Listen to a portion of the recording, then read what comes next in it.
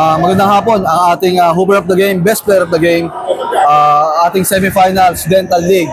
Wala iba kundi si Meljoy Renton. 23 points, sir.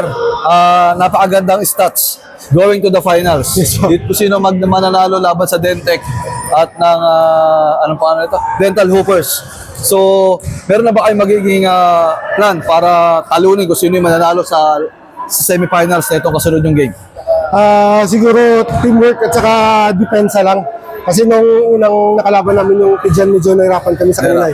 Sila yung prospect namin na makalaban sa finals. Makalaban sa finals. So, expect na natin na ang makakalaban sa finals si Dental Hoopers. Pero, tingnan natin, iba pa rin ang bola, bilog ang bola. So, baka bigla magbago ihip ng hangin. Okay, so, series of finals, possible na yan next week. Sir, dahil ikaw ang best super of the game, meron kang SIM starter pack mula sa Friendly Mobile at a discount pack sa PhilAsia just in case na magpadala ka ng cargo sa kanila. Okay, so, batiin natin sir yung mga kaibigan natin. Shoutout po sa lahat ng taga-Asnan at saka sa misis ko po na nanonood. Ayan. Okay. So, ang tabayanan po natin ang ating second game, semifinals, Dental League, Dental Hoopers versus DT. Okay, thank you.